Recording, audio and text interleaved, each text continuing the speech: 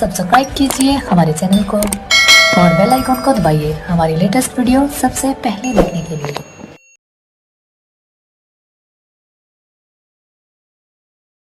Nutrition in human. The mode of nutrition in human is heterotrophic.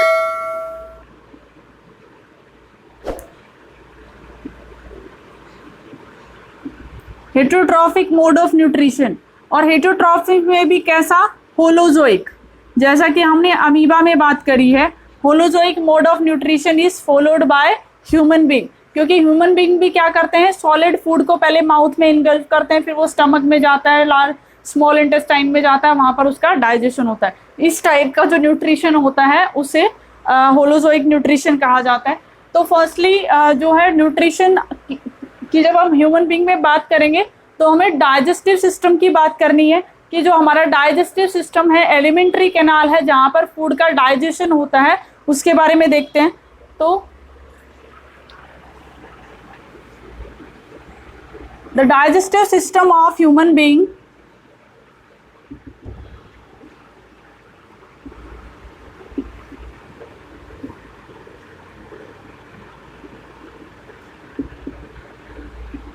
is of 22 feet और 9 metre.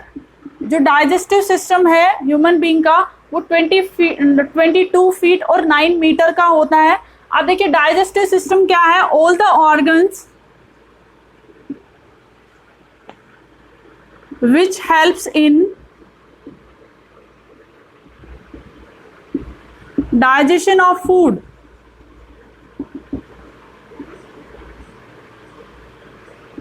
हमारी body के जितने भी organ food के डाइजेशन में हेल्प करते हैं उसे डाइजेस्टिव सिस्टम कहा जाता है। उस डाइजेस्टिव सिस्टम में क्या क्या आता है, माउथ आता है, ईसोफेगस आती है। आगे हम पार्ट्स के बारे में बात करेंगे तो आपको समझ आएगा कि कंप्लीट डाइजेस्टिव सिस्टम में कितने ऑर्गन्स हैं। अब देखिए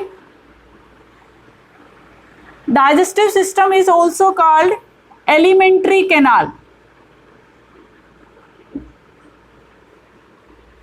ये देखिए सेकेंड नेम है डाइजेस्टिव सिस्टम का, इसे एलिमेंट्री कैनाल भी कहा जाता है। It extend from mouth to anus. ये स्टार्ट कहाँ से होती है, माउथ से होती है, और एंड कहाँ पर होती है, एनएस पे होती है। इसीलिए जो ह्यूमन बीइंग का है वो कंप्लीट डाइजेस्टिव सिस्टम है।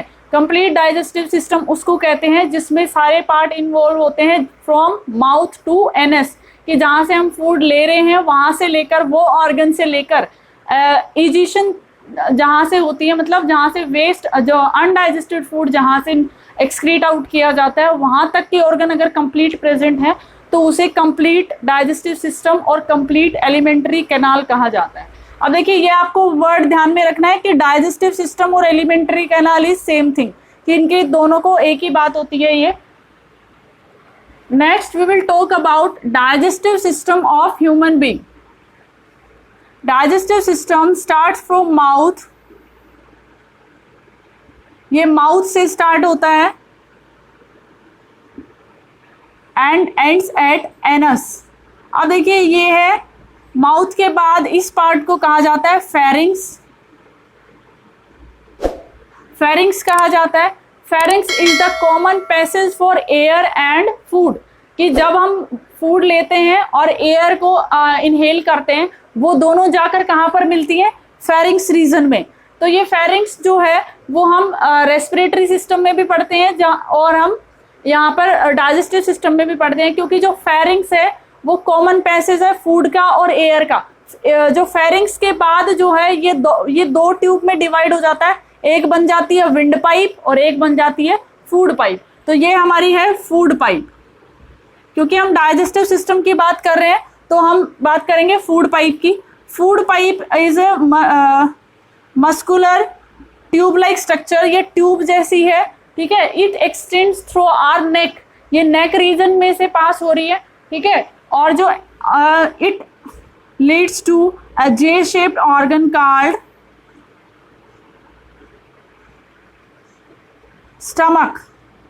ये हमारा स्टमक हो गया। Stomach leads to small intestine. Small intestine is highly coiled tube.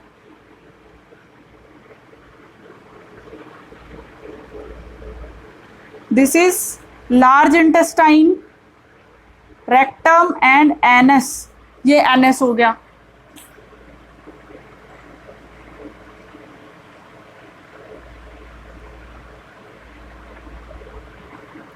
अब देखिए this it is complete small alimentary canal. It start from mouth. इस पार्ट को जहां पर हम फूड लेते हैं उसे माउथ कहा जाता है. Next part is pharynx. उसके बाद आता है फूड पाइप. फूड पाइप का दूसरा नाम होता है oesophagus.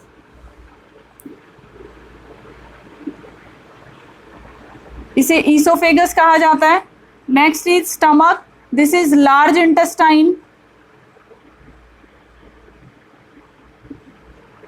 This is small intestine. This is rectum. And the last part is anus. इसे anus कहा जाता है. ये जो ओपनिंग है इसे anus कहा जाता है. अब देखिए जो माउथ है, जहाँ जब हम फूड अंदर लेते हैं तो माउथ में क्या क्या प्रेजेंट होता है. फर्स्टली टीथ प्रेजेंट होते हैं. टीथ प्रेजेंट होते हैं. The teeth in human in case of human being is of two type. दो तरह के टीथ ह्यूमन बीइंग में होते हैं on the basis of how much set of teeth is present in human being throughout their life. मतलब life में कितने set of teeth हमारी लाइफ में आते हैं उस बेसिस पे जो टीथ हैं वो दो तरह के होते हैं. First one is milk teeth and another is permanent teeth.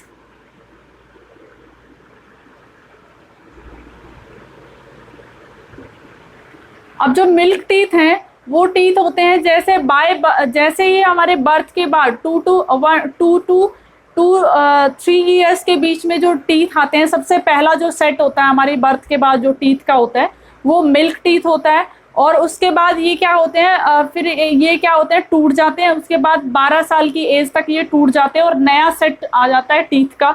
उसे कहा जाता है परमानेंट टीथ. ये जो परमानेंट टीथ है ये थ्रू आउट आवर लाइफ रहते हैं. लेकिन जो मिल्क टीथ है वो क्या है कि 2 साल की उम्र में आते हैं और 10 से 12 साल की उम्र में ये गिर जाते हैं और नया जो परमानेंट टीथ है वो आ जाता है. अब जो परमानेंट टीथ है वो फर्दर 4 तरह के हैं. First one is incisor, canine, premolar and molar. Incisor जो है वो सामने के जो 4 टीथ हमें दिखते हैं वो क्या है, इंसीजर हैं. इन्हें इंसीजर कहा जाता है. Incisor are for cutting. कि कोई भी सब्सटेंस जो हम खाते हैं उसको अगर काटना पड़ता है तो वो किसकी हेल्प से होता है, फॉर कटिंग, इंसीजर की हेल्प से. ये कटिंग के लिए होते हैं. उसके बाद आता है कनाइन. जो कनाइन है वो क्या है, हर जो में 2 प्रेजेंट होते हैं. देखिए हमें दिखता है कि यहाँ पर जो टीथ है, जो उसकी जो नोक है वो ऐसी मिलेगी आपको. इस टाइप का जो टीथ होता है ये कनाइन होता है. ये जो कनाइन है इट इज फॉर टीयरिंग. कि अगर हमें किसी चीज को फाड़ना है, चीर फाड़ जो करने वाला जो टीथ होता है वो होता है कनाइन. कनाइन के बाद आता है premolar. Premolar are 2 in number in each jaw. मतलब हर जो में क्या है, ये 2 हैं, सॉरी 4 हैं. 4, 2 ऊपर के एक जो में, 2 नीचे के जो में, 4 इन नंबर. तो टोटल हो गया 8. एक जबड़े में 4 प्रीमोलर होते हैं. उसके बाद है मोलर. मोलर जो है एक जबड़े में 3 होते हैं. तो जो प्रीमोलर और जो मोलर है it is for grinding and chewing. जो भी फूड हम खाते हैं उसको चबाने के लिए और पीसने के लिए जो टीथ यूज होते हैं वो होते हैं प्रीमोलर और molar. These are the teeth and the function of teeth which they perform during the digestion of food. कि जब भी हम फूड, जो फिजिकल जो डाइजेशन है, फिजिकल जो ब्रेकडाउन है टीथ का, वो क्या कहाँ पर होता है, माउथ में होता है. किसकी हेल्प से होता है, टीथ की हेल्प से. कि 4 तरह के टीथ हमारे माउथ में प्रेजेंट होते हैं. Incisor for cutting, canine for tearing, premolar for grinding and molar for chewing. अब जो परमानेंट जो टीथ है उनका नंबर होता है 32 नंबर ऑफ टीथ होते हैं, और जो मिल्क टीथ है उनका नंबर होता है 20। These are the difference between milk teeth and permanent teeth. Now teeth के बाद एक और ऑर्गन प्रेजेंट होता है हमारे माउथ में, that is tongue. Tongue is highly muscular organ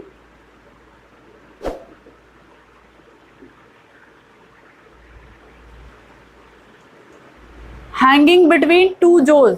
जो हमारे जबड़े हैं उनके बीच में जो मस्कुलर ऑर्गन जो प्रेजेंट है टीथ टंग, वो क्या है, उसके दो फंक्शन होते हैं। एक तो ये क्या करता है, इट हेल्प्स इन स्पीकिंग, जो हम बोल पा रहे हैं ये किसकी हेल्प से बोल पा रहे हैं, टंग की हेल्प से। दूसरा क्या है, it helps in mixing of food with the saliva. अब देखिए सलाइवा क्या होता है कि जो हमारे माउथ में क्या है, ग्लैंड्स प्रेजेंट होते हैं और जो क्या करते हैं, सलाइवा सिक्रीट करते हैं। जो लार हमारे मुंह में प्रेजेंट होती है उसे सलाइवा कहा जाता है, और उसके अंदर डाइजेस्टिव एंजाइम्स प्रेजेंट होते हैं। अब जो सलाइवा के साथ वो जो टंग है वो क्या करती है, फूड को मिक्स कर देती है। The function of tongue is mixing of